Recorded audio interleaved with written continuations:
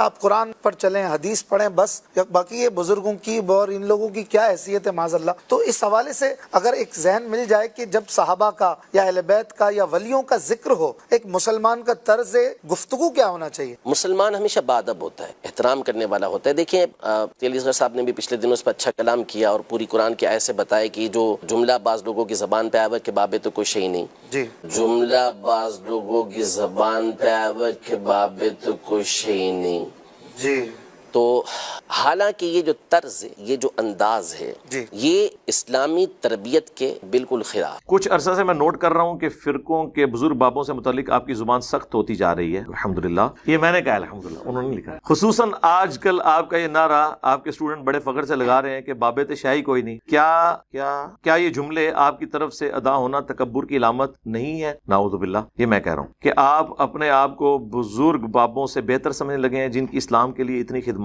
نعوذ باللہ جی، اچھا ہو گیا یہ پوچھ لیے سوال کسی نے، میں استغفر اللہ واتوب الیہ اس وجہ سے یہ بات نہیں کہہ رہا ہوتا۔ اور مجھے بتائیں کبھی میں نے ایبسولوٹلی یہ بولا ہے کہ بابت شاہی کوئی نہیں سوائے ابھی کے؟ وہ سوال ہوا۔ دیکھیں کوئی بات شروع ہوتی ہے نا، اس کے اینڈ پہ آتا ہے نا فَبِأَيِّ آلَاءِ رَبِّكُمَا تُكَذِّبَانِ، 31 دفعہ تو قرآن میں بھی آیا نا، جنت کی آیات کے بعد بھی آیا۔ ویسے تو ہمارے علماء نے ترجمہ غلط کیا، تم اپنے رب کی کون کون سی نعمتوں کو جھٹلاؤ، یہ ترجمہ غلط ہے۔ آلا کہتے ہیں نشانی کو، وہ جنت بھی ہو سکتی ہے، جہنم بھی ہو سکتی ہے، اور فزیکل فینومینا آف نیچر بھی ہو سکتا ہے۔ مولانا مودودی رحمہ اللہ نے ہر آیت کا اس کے کانٹیکسٹ کے اعتبار سے ترجمہ کیا۔ انہوں نے یہ ترجمہ نہیں کیا تم اپنے رب کی کون کون سی نعمتوں کو جھٹلاؤ، ورنہ تو جہنم جو ہے وہ کیا نعمت ہے، وہ تو اللہ تعالیٰ کی طرف سے غضب ہے۔ تو اسی طریقے سے میں کوئی آیت بیان کرتا ہوں، کوئی حدیث بیان کرتا ہوں، اس کے اینڈ پہ کنکلوڈ کرتے ہوئے، آپ کے دماغ میں ڈرل کرتے ہوئے، کمپیریزن کرواتے ہوئے ایک جملہ بولتا ہوں کہ جب قرآن و سنت یہ کہہ رہا ہے، قرآن و سنت کی روشنی میں نبی صلی اللہ علیہ وآلہ وسلم کا سٹیٹس یہ ہے، صحابہ کرام کا سٹیٹس یہ ہے، اور آپ اپنے بزرگ بابوں کے بارے میں ان سے اونچا سٹیٹس کلیم کر رہے ہیں، اس کو میں کمپیریزن کرواتے ہوئے اینڈ پہ کہتا ہوں کہ اگر اللہ کے محبوب صلی اللہ علیہ وآلہ وسلم، صحابہ کرام علیہم رضوان وہ اس لیول پہ ہیں، تو بابوں کا جو لیول آپ نے کلیم کیا ہے وہ تو ان کے مقابلے میں شاہی کوئی نہیں ہے۔ اب آپ اس کو جوڑ کے دیں۔ اب کوئی اعتراض کر سکتا ہے کہ جی آپ یہ جملہ نہ بولیں، لوگوں کو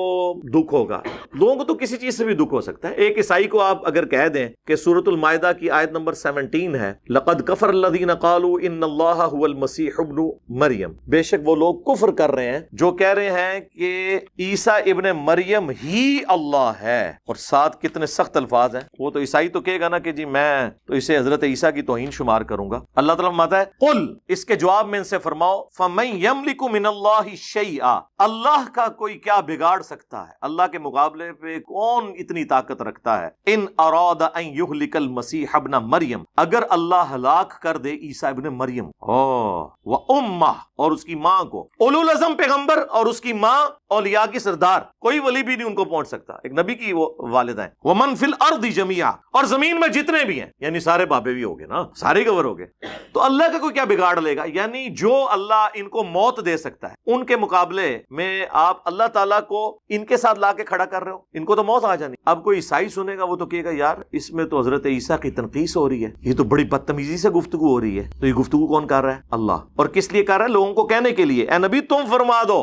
عیسائیوں کے کانسیپٹ کو کلیئر کرو۔ وہی مولانا اسحاق صاحب والی بات ہے کہ جب توحید بیان ہوگی تو آپ کے زوم میں آٹومیٹکلی انبیاء کی توہین ہو جائے گی۔ عاشق عیسیٰ جو ہے وہ تو برگشتہ ہو جائے گا نا، کیونکہ عاشق عیسیٰ جو ہے وہ عیسیٰ ابن مریم کو اللہ کا بیٹا یا اللہ کلیم کرتا ہے، کیتھولک اور پروٹیسٹنٹ۔ تو جب کوئی عاشق محمد صلی اللہ علیہ وآلہ وسلم کسی عاشق عیسیٰ کو سمجھائے گا تو وہ تو آگے سے ناراض ہو جائے گا نا قرآن کی آیت سن کے۔ اس کی وجہ سے آپ بیان کرنا چھوڑ دیں گے یا آپ اپنا عقیدہ اس کے مطابق کر لیں۔ اور یہ عشق کے بھی نام پہ جو مرضی انہوں نے کیا ہوا ہے، تو میں ان کو پھر پھکی دیتا ہوں کہ یار یہ اکثر وہ بلکہ وہ کر بھی رہے ہوتے ہیں بعض اوقات ان کے مبلغین کہ یار دیکھو تم سے تو عیسائی بہتر ہیں، وہ تو اپنے نبی کے بارے میں یہ نہیں کہتے ہیں کہ نبی علیہ السلام ہمارے جو پیغمبر تھے ان کو غیب کا علم نہیں تھا۔ مسلمان بھی نہیں کہتے، مسلمان صرف یہ کہتے ہیں آپ کو خدا کے لیے خود نہیں غیب جانتے تھے، اللہ کے بتانے پہ ہوتا تھا، اور جب بتاتا تھا جتنا بتاتا، ما کان و ما یکون، یعنی جو کچھ ہو چکا اور جو کچھ ہونے والا ہے، جو اعلیٰ حضرت نے ترجمہ کر دیا سورۃ الرحمان کے سٹارٹ میں، یہ نہیں تھا، تو اس کو آپ توہین کو شمار کر۔ تو پھر میں ان کو یہ پھکی دیتا ہوں کہ پھر اس کا مطلب ہے ہے کہ عیسائی تو عشق رسول میں تم سے بھی آگے نکل گئے، انہوں نے کم از کم خدا تو بنایا ہے نا، یا خدا کا بیٹا تو بنایا ہے، تم بھی بناؤ۔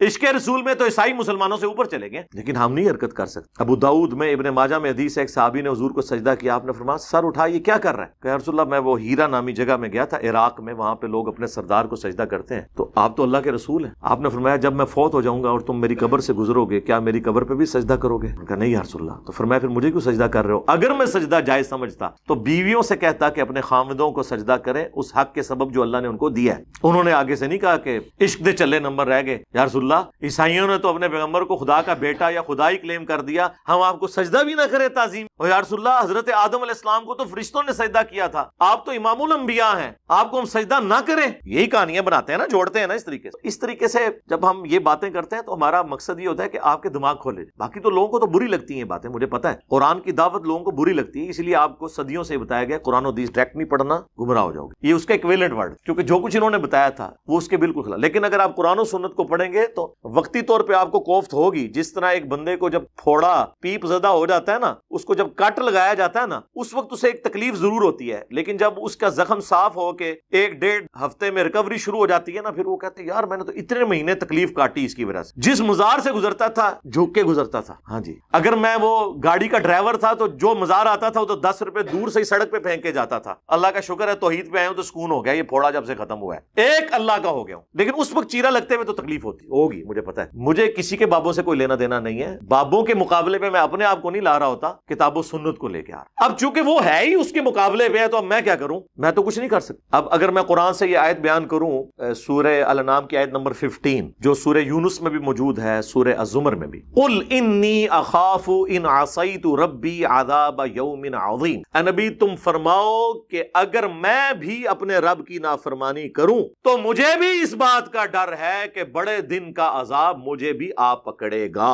اللہ اکبر۔ میرے بھائی جب یہ میں آیت بیان کرتا ہوں اور اس کے مقابلے پہ آپ کے بزرگ یہ کلیم کرتے ہیں کہ ہم اس وقت تک جنت میں نہیں جائیں گے جب تک کہ اپنے مریدوں کو نہ لے کے چلے جائیں، جو ہمارے سلسلے میں بیعت ہو گیا وہ قیامت والے دن بغیر حساب و کتاب کے بخشا جائے گا، اور میں جب یہ حدیث بیان کرتا ہوں اس کو سپورٹیو، یہ تو نبی علیہ السلام کے بارے میں آپ نے پھر اسے بریف کیا، صحیح مسلم کی حدیث کہ جسے قیامت کے دن اس کے عمل نے پیچھے چھوڑ دیا، اس کا نسب اس کی رشتہ داری اسے آگے نہیں لے کے جا سکتا، اور بخاری اور مسلم کی متفق علیہ حدیث، اے میری بیٹی فاطمہ اس بات پہ مت اکڑنا کہ تم اللہ کے نبی کی بیٹی ہو، اگر اللہ نے تمہیں پکڑ لیا تو میں اللہ کے حضور تمہارے کچھ کام نہیں آؤں گا۔ یہ سیدہ فاطمہ کو ہمارے لیے کہا جا رہا تھا، وہ تو بخاری مسلم میں ہے، جنتی عورتوں کی سردار ہیں، لیکن ان کو یہ بات کر کے امت کو بتائی جا رہی تھی کہ جب فاطمہ کا یہ سٹیٹس ہے اور اس کے بارے میں اللہ کا محبوب صلی اللہ علیہ وآلہ وسلم ہونے کے باوجود یہ کہہ رہا ہوں، تو اب جب کبھی کوئی یہ کہے نا کہ جو میرے سلسلے میں بیعت ہو میں اسے جنت میں لے جاؤں گا، میں اس وقت تک جنت میں نہیں جاؤں گا جب تک کہ اسے لے نہ جاؤں، تو آپ نے انجینئر صاحب کی بات غور سے سننی ہے کہ بابت شاہی کوئی نہیں۔ جب حضرت فاطمہ اور رسول اللہ صلی اللہ علیہ وآلہ وسلم کے بارے میں یہ آیات اور احادیث موجود، اب پتہ چلا بابت شاہی نہیں کوئی نہیں، ادھر مطلب کیا ہے، یعنی بابوں کی تو کوئی حیثیت نہیں ہے ان کے مقابلے۔ عیسیٰ ابن مریم کے بارے میں سورۃ المائدہ میں آیا کہ عیسیٰ ابن مریم تو نہیں تھے مگر ایک رسول، اور ان کی ماں ایک سچی عورت تھی، اور وہ دونوں کھانا کھایا کرتے، یعنی وہ روٹی کے محتاج۔ روٹی کا محتاج کون ہوتا ہے؟ جو مخلوق ہو، خالق روٹی کی محتاج، ہستی ایسی نہیں کہ وہ محتاج ہو۔ اس پہ جب ہم یہ کہہ دیں کہ یار اگر عیسیٰ ابن مریم اور ان کی والدہ ان کے بارے میں یہ آ رہا ہے، اور پھر ساتھ یہ بھی آیا کہ ایسوں کو پوجتے ہو جو نہ تمہارے نفع کے مالک ہیں نہ نقصان، اور ساتھ ہی کہا یہ من دون اللہ ہیں، حالانکہ حزب اللہ ہیں، لیکن تم نے انہیں من دون اللہ بنا دیا اللہ کے مقابلے۔ یہ کہتے ہیں بتوں کے بارے میں من دون اللہ ہے، اور ہم تو پوجتے تو نہیں ہیں بھائی، پوجنا ایک الگ سے چیز ہے، اس کے ساتھ یہ ہے کہ نہ وہ تمہارے نفع کے مالک ہیں نہ نقصان کے، تو پھر ہم اس پہ کیوں نہ بولیں کہ اگر اولو العزم پیغمبر 5 جو سورۃ الاحزاب اور سورہ الشورى میں آئے، محمد رسول اللہ صلی اللہ علیہ وآلہ وسلم، ابراہیم خلیل اللہ، موسیٰ کلیم اللہ، عیسیٰ روح اللہ اور نوح علیہ السلام، یہ 5 اولو العزم پیغمبر، ان میں سے ایک عیسیٰ ابن مریم اور ان کی ماں صدیقہ کہہ دیا اللہ تعالیٰ نے، اور صدیق سب سے بڑا درجہ ہوتا ہے انبیاء کے بعد، اولیاء کی سردار۔ اگر عیسیٰ اور ان کی ماں کھانے کے محتاج، اللہ کے مقابلے پہ اگر آپ انہیں کھڑا کریں گے تو وہ من دون اللہ ہیں اور وہ دونوں آپ کے نفع اور نقصان کے مالک ہی نہیں ہیں تو بابت شاہی کوئی نہیں. ایبسولوٹلی جملہ نہیں بولا جاتا, ریلیٹیولی بولا جاتا. پھر بخاری اور مسلم دونوں میں حدیث ہے اسامہ ابن زید کے بارے. وہ کہتے ہیں ایک جنگ کے دوران ایک کافر سے جب میں لڑ رہا تھا تو وہ میری تلوار کے نیچے آیا تو اس نے کلمہ پڑھا. میں نے پھر بھی اسے قتل کر دیا کہ یہ ڈر کے کلمہ پڑھ رہا, لیکن دل میں قلق تھا, گلٹ تھا. کچھ عرصے بعد اللہ کے نبی علیہ السلام سے عرض کی کہ اے اللہ کے رسول, اس طرح جنگ کے دوران ایک کافر جب میری تلوار کے نیچے آیا تو اس نے کلمہ پڑھ دیا لیکن پھر بھی میں نے اسے مار دیا. تو آپ نے فرمایا اسامہ جب اس نے کلمہ پڑھ دیا تھا تو نے اسے کیوں مار دیا؟ تو کہنے لگے یا رسول اللہ اس نے ڈر کے کلمہ. آپ نے فرمایا اسامہ کیا تو نے اس کا دل چیر لیا تھا؟ اسامہ تو کیا کرے گا, اسامہ تو کیا کرے گا. اس جملے کو حضور رپیٹ کر, جب قیامت والے دن وہ کلمہ پڑھتا ہوا اللہ کے حضور تیرے خلاف مقدمہ قائم کر, اسامہ تو کیا کرے گا. اور اسامہ ابن زید کہتے ہیں کہ اس وقت میرے دل میں خیال آیا کاش آج سے پہلے میں کافر ہوتا, آج ہی کلمہ پڑھ کے مسلمان ہوتا, کم از کم میرا یہ گناہ دھل جاتا. اسامہ ابن زید نے جو اجتہاد کیا وہ بالکل درست تھا. ہم بھی یہی کرتے ہیں کہ ڈر کے پڑھا, لیکن ظاہر غلطی کے چانس تو ہیں, ہو سکتا ہے ڈر کے نہ پڑھا ہو. بینیفٹ آف ڈاؤٹ ایک کافر کو بھی رسول اللہ نے دیا جو آپ کو مسلمان علماء نہیں دیتے ہیں. جنید جمشید نے سامنے آ کے معافی مانگی, علماء نے کہا نہیں اندرونی مانگی. دیکھا آپ نے اسامہ ابن زید کو جب حضور یہ کہہ رہے تھے کہ کیا تو نے اس کا دل چیر لیا تھا, تو اسامہ کو تو آگے سے یہ کہنا چاہیے تھا کہ اس امت کے بڑے سے بڑے ولی, غوث, کتب, ابدال, وہ اپنے مریدوں کے دلوں کے حال جانتے ہیں اور وہ پوری کائنات ان کے سامنے اس طرح ہوتی ہے جس طرح تیلی کے اوپر رائی کا دانا. تو میں تو اولیاء اللہ کا سردار ہوں اور میرے بارے میں آنے والے لوگ کہانیاں بھی کرائیں گے کہ کوئی ادنا صحابی بھی ہو, اسامہ تو بہت اعلیٰ صحابی, ادنا صحابی بھی ہو, اس کے گھوڑے کے قدموں کی خاک گھوڑے کے نتھروں میں جو جا کے لگتی ہے اس کو بھی کوئی غوث, کتب, ابدال نہیں پہنچ سکتا. تو یا رسول اللہ جب غوث, کتب اور ابدال دل کا حال جان لیتے ہیں تو یا رسول اللہ میں نے واقعی دل چیر لیا تھا اور مجھے پتا چل گیا تھا کہ اس کے دل میں کیا ہے. یہ کہا انہوں نے. تو پھر میں یہ اگر عرض کروں کہ اگر اسامہ ابن زید کسی کے دل کا حال نہیں جانتا تو بابت شاہی کوئی نہیں. فَبِأَيِّ آلَاءِ رَبِّكُمَا تُكَذِّبَانِ. یہ اللہ کی سنت پہ عمل ہو رہا ہے. ہر نشانی کے بعد وہ بات ریپیٹ اس لیے ہوتی ہے تاکہ آپ کے دماغ میں گھس. تو یہ ہم بار بار بولتے ہیں کسی مثال کے ساتھ. اسی طریقے سے بخاری و مسلم میں ایک حدیث ہے, نبی علیہ السلام کا ایک غلام تھا مدعم, جو سواری کا کجاوا قصہ کرتا تھا سفر و حضر میں, حضور کو وضو کرواتا تھا. غزوہ خیبر کے موقع پر اسے ایک نامعلوم تیر لگا اور وہ شہید ہو گیا, اور صحابہ نے کہا تم میں شہادت مبارک ہو. یہ الفاظ ہیں, بالکل صحیح کہا کیونکہ صحابہ دل کا حال تو نہیں جانتے. آپ نے فرمایا تم اسے شہادت کی مبارک دے رہے ہو جبکہ اللہ نے مجھے دکھایا ہے کہ اس کے اوپر آگ کی ایک چادر ہے جو اس نے مال غنیمت میں سے چوری کی, اور اللہ نے یہ بھی لحاظ نہیں کیا کہ حضور کا خادم ہے چلو ایک چادر معاف کر دے. نہیں, اس لیے میں بولتا ہوں آج اگر کوئی جرم کرتا ہے نا, اس لیول کا جرم اگر رسول اللہ کے زمانے میں کسی نے کیا وہ بڑا مجرم, کیونکہ اسے حضور کی صحبت ملی. آج اگر صحابہ کو گالیاں دیتا ہے, دلواتا ہے, اس سے بڑا رافضی اور اس سے بڑا مجرم اور اس سے بڑا خارجی وہ ہے جس نے اس مبارک زمانے میں یہ کام اشارتاً بات, کیونکہ میں نے جملے سخت بول دیے نا, اشارتاً بات, تاکہ جوڈیشری میں چیلنج نہ ہو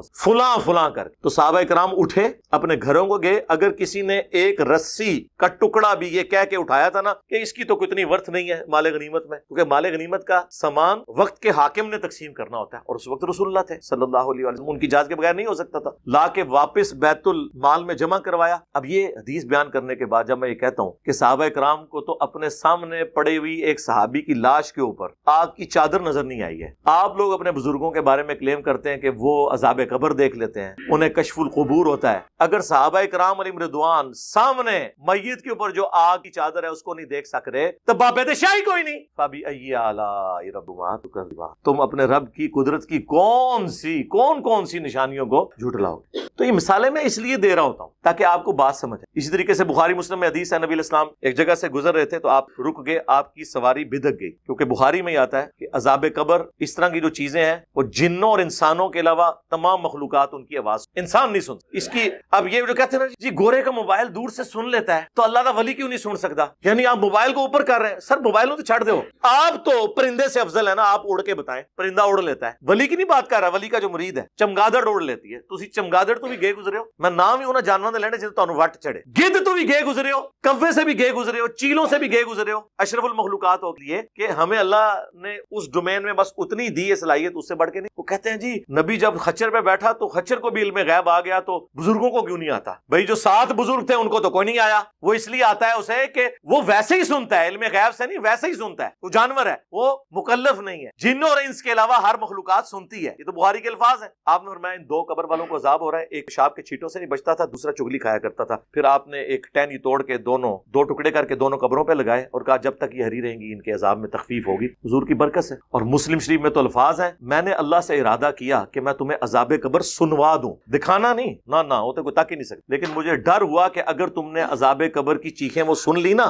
تم اپنے مردوں کو دفنانا چھوڑ دو گے۔ تو یہ ساری حدیثیں بیان کر کے میں کہتا ہوں کہ صحابہ کرام حضرت ابوبکر، عمر، عثمان و علی رضی اللہ عنہم اجمعین وعلیہم السلام اجمعین، جن کے لیول کا کوئی بزرگ ہو ہی نہیں سکتا، جب وہ لوگ حضور کی موجودگی میں بھی عذاب قبر سن نہ سکیں، دیکھنا تو دور کی بات، تو بابت شاہی کوئی نہیں، سمجھ آئی کہ بابت شاہی کوئی نہیں، اس کا مطلب کیا ہوتا ہے؟ اس کے اوپر تو میں فی البدی کتنی دیر بول سکتا ہوں، تو ختم ہی نہیں ہوگا۔ تو میری وہ جو 100 نمبر مجلس ہے نا، بابوں کا خدا اور ہے اور کتابوں کا خدا اور، وہ آپ دیکھیں اس وقت اگر یہ مجھے آمد ہوئی ہوتی نا تو اس کی بھی وہ ہر مثال کے اوپر میں یہ بولا کرتا۔ یہ آہستہ آہستہ آمد ہوئی ہے نا، جسے کہتے ہیں آہستہ آہستہ، کیا لکھا ہوا تھا کہ آپ کے لہجے میں تلخی آنا شروع ہو گئی، آہستہ آہستہ آمد آنا شروع ہو گئی ہے۔ پہلے آمد ہوئی کہ نہ میں وابی نہ میں بابی، میں ہوں مسلم علمی، اس کے بعد مرنے سے پہلے اے مسلمان کر لے اس پہ غور، کتابوں کا خدا اور ہے، بابوں کا خدا اور، بابے بھی اسی خدا کو مانتے ہیں لیکن ان کوالٹیز کے ساتھ نہیں جو کتاب و سنت۔ تو یہ سلوگنز ہے نا، پھر یہ اچانک آیا میرے دماغ میں، کوئی بیٹھ کے بناتا نہیں ہوں، وہ ایک مجلس کے دوران، یعنی میں کوئی بات کرتے ہوئے کہہ رہا تھا کہ لوگ یہ کہتے ہیں کہ اگر آپ اس کو غلط کہہ رہے ہیں یہ تو فلاں بزرگ نے بھی نقل کیا ہے، تو اس پہ پھر میں نے جملہ بولا تھا کہ ہم قرآن و سنت کی روشنی میں جب حضرت معاویہ رضی اللہ تعالیٰ عنہ، حضرت مغیرہ ابن شعبہ رضی اللہ تعالیٰ عنہ، حضرت عمر بن عاص رضی اللہ تعالیٰ عنہ کے مولا علی رضی اللہ تعالیٰ عنہ علیہ السلام کے خروج جو ان کے خلاف انہوں نے کیا اس کو بھی کنڈیم کرتے ہیں، تو بابت شاہی کوئی نہیں، ہمیں کسی کی دوست کوئی نہ لگائے، تو اچانک میرے دماغ میں آیا، لیکن وہ قبولیت کی گھڑی تھی۔ اور یہ سلوگنز اور نعرے بڑے امپورٹنٹ ہوتے ہیں، بخاری مسلم میں حدیث ہے، اے حسان بن ثابت، ہمارے تیروں اور تلواروں سے کافروں کو وہ تکلیف نہیں ہوتی جو تیرے زبان کے اشعار سے ہوتی۔ تو یہ سنت حسان ابن ثابت ہے جو ہم پوری کر رہے ہیں۔ اب تو ایسے ایک اور نعرہ بھی آ گیا، چوتھا، فرقوں کی دکانیں بند، the damage has been done۔ پتہ نہیں اور کیڑے آون گے، بال یہ میں نے کلیئر کیا۔ باقی یہ جو لکھا نا اس میں کہ جی بزرگوں کی اتنی خدمات ہے، میرے بھائی بخاری اور مسلم دونوں میں حدیث ہے کہ اللہ چاہے تو فاسق سے بھی دین کا کام لے، اور وہ پوری حدیث یہ تھی کہ ایک شخص نے کتنے کافر مارے اور حضور نے فرمایا یہ جہنمی ہے۔ صحابہ کہتے ہیں قریب ہے کہ ہمارے دل میں وسوسہ آتا کہ حضور کی بات کہیں جھوٹی نہ ہو، تو میں اس کے پیچھے ہو گیا، اینڈ پہ میں نے دیکھا جب وہ زخموں کی تاب نہ لا سکا تو اس نے زمین میں تلوار یوں کھڑی کر کے اپنے آپ کو اس پہ گرا کر خودکشی کر لی۔ تو انہوں نے کہا صدق رسول اللہ نے سچ کہا تھا۔ تو آپ نے فرمایا بلال اٹھو اور اعلان کر دو آخرت کا دار و مدار خاتمے کے اوپر، اور بعض اوقات اللہ کسی فاسق سے بھی دین کا کام لے لیتے، یعنی وہ جو جنگ میں مسلمانوں کو اس نے سپورٹ کیا تو وہ فسق کے طور۔ اور یہ حدیث کا آخری حصہ یہ ایک دوسرے کے بزرگوں کے بارے میں کوٹ کرتے ہیں۔ آپ بریلویوں سے کہنا کہ دیوبندیوں نے اتنی عربی کتابوں کے اردو میں ترجمے کیے ہیں تو پھر اللہ ہی ان سے کام لے رہا ہے، وہ کہتے ہیں اللہ تو فاسق سے بھی دین کا کام لے سکتا۔ اور دیوبندیوں سے آپ کہیں کہ جی اعلیٰ حضرت نے یہ خدمات کی ہیں فقہ حنفی کے فتاوی رضویہ میں اتنے انسالوڈ اس کو رزالو کیا، وہ کہتے ہیں اللہ تعالیٰ فاسق دین کا کام لے سکتا۔ تو ہم کہتے ہیں دونوں ہی ٹھیک کہہ رہے ہو، تو پھر ہمیں دھوس کس چیز، فاسق یا کافر سے بھی کام لے سکتا ہے۔ یہ جو پرنٹنگ پریس جس پہ یہ قرآن اور یہ بخاری مسلم پرنٹ ہوئے ہیں، یہ کس رحمہ اللہ تعالیٰ نے بنایا تھا، کس رحمۃ اللہ علیہ نے یہ گھڑی بنائی تھی جس کو دیکھ کے آپ مسجد میں اپنی ٹائمنگ سیٹ کرتے ہیں؟ کچھ یہ صرف ٹرینیں روک سکتے ہیں، ٹرین بنا نہیں سکتے روک سکتے۔ کس رحمۃ اللہ علیہ نے زمین سے تیل جو ہے وہ دریافت کیا تھا؟ تو یہ باتیں کرنا چھوڑ دیں، خدمات سب کی ہیں، وہ اللہ تعالیٰ کسی سے بھی کام لے، ورنہ تو گورے کے پرنٹنگ پریس سب سے بڑا یہ کنٹریبیوشن ہے، ورنہ حضور کے زمانے میں تو چند لوگوں کے پاس مصحف ہوتے تھے، زبانی وہ قرآن یاد رکھ، تو پھر گورے کو پھر آپ کریڈٹ دیں، کہیں گے نہیں اس کی وجہ سے اس کے عقیدے تو صحیح نہیں ہو جائیں گے۔ تو آپ کے بھی بزرگوں کے بخاری مسلم ٹرانسفر کرنے کی وجہ سے عقیدے تو ٹھیک نہیں ہو جائیں گے اگر وہ بخاری مسلم کے خلاف ہیں، کہ ہو جائیں گے۔ اور بزرگ بھی آپ یہ دھوکہ دینا بند کریں، 1400 سال سے کوئی بزرگ نہیں گزرا، 1400 سال کی تو ہم بات ہی نہیں کر رہے، ہم تو بیچ والے 1000 سال کی بات کر رہے ہوتے ہیں۔ ہم تو ہر بات قرآن و سنت سے پیش کرتے ہیں، بخاری مسلم سے پیش کرتے ہیں، تو انہی بزرگوں سے پیش کر رہے ہیں نا، ان بزرگوں کو مان رہے ہیں تو ان سے پیش کر رہے ہیں نا۔ تو یہ پرانے بزرگوں کے ہم خلاف نہیں ہیں، درمیانے بزرگوں کے خلاف۔ پرانے جو ہے صحابہ، تابعین، تبع تابعین، پہلے 300 سال کے، ان کو تو ہم اپنا امام مانتے ہیں، اور اس لیول تک کہ ہم نے ان کو سامنے سجایا ہوا ہے ان کی کتابوں کو، ان کی خدمات۔ تو یہ دھوکہ دینا بھی بند کریں، صرف لوگوں کو جو ہے وہ ایک ایکسپلائٹ کرنے کے لیے، ان کے جذبات کو ابھارنے کے لیے اس طرح کے جملے بول دیتے کہ بزرگوں کو نہیں مانتا، ان کی توہین کرتا ہے۔ چلے ہم پھکی دیتے ہیں، پرانوں کو تو چھوڑ دیں۔ اس ماڈرن ایج میں ڈاکٹر ذاکر نائک حافظہ اللہ تعالیٰ نے سینکڑوں ہندوؤں کو کلمہ پڑھایا آن کیمرہ، اس کی پاداش میں انہیں غریب الوطنی کی زندگی گزارنی پڑ رہی، حضرت ابراہیم علیہ السلام کی سنت پہ عمل کر۔ تو کیا اس پورے سینیریو کو دیکھ دیکھ کے بریلوی دیوبندی اور اہل حدیث، چلے اہل حدیث تو پھر بھی اس کو کچھ مانتے ہیں، بریلوی اور دیوبندیوں نے کیا ڈاکٹر ذاکر نائک کو ولی اللہ مان لیا؟ آپ ان سے کہ اتنے ہندوؤں کو کلمہ پڑھایا، وہ کہیں گے یار پڑھایا تو کیا ہوا، عقیدے تو درست نہیں ہے۔ سر یہی ہمارا نظریہ آپ کے بزرگوں کے بارے کہ پڑھایا تو کیا ہوا، تو آپ خود مانتے ہیں کہ عقیدہ پہلے صحیح ہونا چاہیے، تو آپ کے بزرگوں کے عقائد و نظریات تو قرآن و سنت کے خلاف۔ چشتی رسول اللہ، ہاں یہ ہماری مجبوری تھی میرے بھائی، آپ تو قرآن حدیث کو مانتے ہی نہیں تھے۔ ہم نے کہا ٹھیک ہے، کیوں نہیں مانتے؟ وہ کہتے تھے قرآن حدیث میں تو یہ لکھا ہے، لیکن وہ فلاں جو بزرگ ہیں وہ تو یوں لکھتے ہیں، تو انہوں نے قرآن حدیث نہیں پڑھا ہوا تھا۔ اب ان کو کون بتائے کہ ان بیچاروں نے کہاں قرآن حدیث پڑھا ہوا تھا، لیکن یہ کون کہہ سکتا ہے ان کو؟ تو اس کا پھر بہتر حال یہ ہے، آکاش بیل جب کسی درخت پہ لگ جائے نا، آپ کو پتا ہے وہ اس درخت کی خوراک چوستی رہتی ہے، الٹیمیٹلی ایک دفعہ درخت پھر وہ نیچے گر پڑتا۔ اگر آپ اس درخت کی افزائش چاہتے ہیں نا تو آکاش بیل کو کاٹ۔ ان کے بزرگ یہ آکاش بیل تھے جو قرآن و سنت سمجھ نہیں لگنے دیتے۔ ہم نے کہا ٹھیک ہے، پہلے کینچی تو ادھر پھیرتے ہیں نا، یہ کہتے ہیں نا ہم ان کو قرآن پیش کرتے ہیں، حدیث پیش کرتے ہیں، یہ کہتے ہیں نہیں جی بخاری مسلم میں تو یہ لکھا ہے، قرآن میں یہ لکھا ہے، لیکن بزرگ تو یہ کہتے ہیں۔ آپ ہمیں لاکھ کہتے رہے ایاک نعبد و ایاک نستعین، ہم کہیں گے سن فریاد پیراں دیا پیرا، میری فریاد سنی کن دھر کے ہو، میں کہ ٹھہر ہو تیرا کر لینے کہ تواڈے اتنے بڑے بزرگ، ہم نہیں کہتے انہوں نے کیا ہوگا لیکن ان کی طرف منسوب ہے۔ ہشت بہشت آپ نے چھاپ، معین الدین چشتی اجمیری المتوفی 633 ہجری، انہوں نے تو اپنے مرید سے کلمہ پڑھوایا ہے چشتی رسول اللہ، ویسے اب انہوں نے کتاب سے نکال دیا لیکن وہ صرف ایک پبلیکیشن والے نے نکالا ہے، اور اس کے ساتھ لکھے بھی کہ انجینئر صاحب کے اس مقدمے کو بار بار ہائی لائٹ کرنے کی وجہ سے ہم نے رجوع کی، یعنی 1000 سال میں کوئی بزرگ ایسا پیدا نہیں ہوا تھا جو ہمارے بزرگوں کے کارنامے میں بتاتا۔ مانتے نا، چلیں خیر، ہم نے تو اجر اللہ سے لینا، میں ایک تفنن کے طور پہ بات، تو وہ چشتی رسول اللہ نکلا۔ ویسے آپ کسی بریلوی سے پوچھو کہ جی وہ اشعری تھانوی نے اپنے نام کے کلمے کو انڈورس کیا تھا، اشعری تھانوی رسول اللہ اور اللہم صلی علی سیدنا و نبینا اشرف علی، نعوذ باللہ۔ وہ کہتے ہیں جی وہ جی خواب میں پڑھا ہے، خواب میں کہاں ہے میرے بھائی؟ خواب کے بعد وہ مرید کہہ رہا ہے میں بیداری میں بھی پڑھ رہا ہوں، وہ کہتے ہیں دیکھیں جی وہ کہہ رہا ہے نا میں بے اختیار ہوں، یار ہم نے بابی کو تو کبھی کہا ہی نہیں ہے، ہم کہتے ہیں بابے نے غلط کیا۔ جب ایک مرید اپنے پیر کو لکھ رہا ہے کہ میں خواب میں بھی اور اٹھ کے بھی پڑھ رہا ہوں اشرف علی رسول اللہ اور اللہم صلی علی سیدنا و نبینا اشرف علی، تو پیر کا کام تھا وہ کہتا کہ تیرے اوپر شیطان کا غلبہ ہو گیا ہے، اللہ سے توبہ کر، یہ کیا کفریات بک رہا ہے، شیطانی خواب ہے۔ لیکن پیر صاحب کیا کہہ رہے ہیں؟ اس واقعے میں تسلی تھی۔ اچھا پیر نو بھی ویسے وہ بھی منہ سے مزاج سی، انہیں خواب نہیں لکھیا، اس واقعے میں تسلی تھی، اسے بھی پتا تھا خواب میں بھی پڑھ رہا ہے بیداری میں بھی، کہ جس کی طرف تم رجوع لاتے ہو، یعنی اشعری تھانوی صاحب نے اپنے بات، وہ بعون ہی تعالی متبع سنت ہے، اللہ کی مدد سے وہ چونکہ سنت کے اوپر ہے لہٰذا اس لیے تم نے اس کے نام کا کلمہ پڑھا ہے۔ ہم بابی کو تو کچھ کہہ نہیں رہے، بابے کو کہہ رہے ہیں۔ اب کون مانے؟ کہتے ہیں بزرگوں کی خدمات ہے جی، یہ خدمات، اس پہ تو میں یعنی کتنا رونا رہوں، اس کا تو کوئی اینڈ نہیں ہے۔ تو یہ جو بات شروع ہوئی تھی اس سے کہ وہ جو سوال میں تھا کہ باب تشیعی کوئی نہیں، یعنی بابوں کی کوئی حیثیت نہیں ہے، تو یہ میرے مقابلے پہ نہیں ہے، قرآن و سنت کے۔ تو آپ بھی تو کہہ رہے ہوتے ہیں کہ بڑے سے بڑا غوث کتب ابدال، وہ ایک صحابی کے گھوڑے کے قدموں کی خاک جو اس کی ناک میں بیٹھے اس کے برابر نہیں ہے، تو آپ بھی تو کہہ رہے ہیں نا باب تشیعی کوئی نہیں، اس صحابی کے قدموں کی خاک نہیں، اس کے گھوڑے کے قدموں کی خاک۔ خود تو بڑے فخریہ یہ جملہ بولتے ہیں کہ باب تشیعی کوئی نہیں، یعنی لیکن اس جملے سے نہیں بول رہے ہوتے نا، آپ بتا تو یہی رہے ہوتے ہیں نا، اس کو ہم نے زبان دے دی ہے، تو وہ زبان دی ہے تو ظاہر ہے وہ چکے آپ پتہ سلوگنز تو پھر ہٹ کرتے ہیں، آپ تو چھوٹے چھوٹے بچے کہتے ہیں کہ باب تشیعی کوئی نہیں۔ آپ دیکھیں ہمارے خلاف جتنی ویڈیوز چلتی ہیں نا اس کے نیچے ہمارے اسٹوڈنٹس لکھتے ہیں کہ بھائی آپ تو یہ کہہ رہے ہیں نا لیکن قرآن میں یہ لکھا ہے، حدیث میں یہ لکھا ہے، اور ہماری ویڈیوز کے اوپر جتنے لوگ کمنٹس کرتے ہیں دیوبندی بریلوی اہل حدیث، آپ نیچے لکھیں وہ دیکھیں گے کسی نے گالی لکھی ہوگی، کسی نے لکھا ہوگا فلاں کا ایجنٹ ہے، فلاں سے یہ کر رہا ہے، اور نیچے لوگ جواب دے رہے ہوتے ہیں کہ بھائی کوئی علمی بات، ٹھیک کہہ دینے سے کیا ہوتا ہے، پروپیگنڈا کرنے سے کیا ہوتا ہے۔ آپ دیکھ لیں دنیا کے سارے فرقے آپس کے اختلافات کو چھوڑ کے میرے خلاف کلپ چڑھا رہے ہیں۔ آپ نے دیکھا ہے کوئی ایک سال کے اندر بریلوی دیوبندی اہل حدیث کا ایک دوسرے کے خلاف کو کلپ آیا ہو؟ سارے مل کے میرے خلاف کر رہے ہیں، کیوں؟ انہیں پتا چل گیا ہے کہ یار یہ مسئلہ کوئی بھی نہیں بچا، ایک دوسرے سے گلے لگ لگ کے رو رہے ہیں کہ تو آڈا نہیں کچھ بچا، تو جس طرح وہ کہتے ہیں نا جی اہل حدیث ہم سے زیادہ پریشان ہے، ہم اتنے پریشان نہیں ہیں، اہل حدیث ہم سے زیادہ پریشان ہے۔ خود اہل حدیث علماء جو ہے نا، سنجیدہ علماء، وہ بھی پریشان ہیں کہ ہماری عوام جا کدھر رہی ہے۔ اب وہ جو انجینئر کا فتنہ آیا ہے نا، اہل حدیث ہم سے زیادہ اس سے پریشان ہیں۔ اہل حدیث علماء ہم لوگ اتنے پریشان نہیں ہیں اس سے، وہ علماء ہم سے بھی زیادہ کیا ہیں کہ یار یہ کیا ہو رہا ہے۔ تو اس طریقے سے اہل حدیث زیادہ چیخ رہے ہوتے ہیں کہ جی ہمارے گئے ہیں۔ یاد رکھو علی مرزا کے پیچھے جتنے گئے ان میں کوئی بریلوی نہیں تھا، دیوبندی نہیں تھا۔ ہاں سمجھ جاؤ کون تھا، مجھے بولتے ہوئے بھی درد ہوتا ہے، اس واسطے نہیں بولتا ہوں نام۔ ہمارے گئے ہیں، میں پونا میں تھا گزشتہ 2 ہفتے پہلے، وہاں کے طلباء تو مجھے کہے ریکویسٹ کرنے لگے کہ مولوی صاحب آپ کچھ تو کیجئے، یہ ایسا لا کے رکھتا ہے، کتنے بچے ہمارے آنکھوں کے سامنے چلے گئے، آپ اس پر کوئی نہ کوئی کلپ نکالیے، اس کے اوپر جو مدلل جواب ہو علی مرزا پر۔ ہم بیزار ہو گئے ہیں، ہمارے ہاتھوں جو بنے ان میں کئی لوگ اب علی مرزا کے فالوورز میں سے ہیں، نعوذ باللہ ثم نعوذ۔ کون گیا؟ ہمارا گیا۔ تو دکھ تک کس کو ہے؟ ہم کو ہے۔ میں جہاں بھی جاتا ہوں یہی بولتا ہوں، سب سے بڑا خطرہ ہم کو ہے، کو نہیں۔ پھنستا سکون یہ قرآن حدیث بولتا نا، یہ اہل الحدیث فرقیت پھنستا۔ کیسا پھنستا؟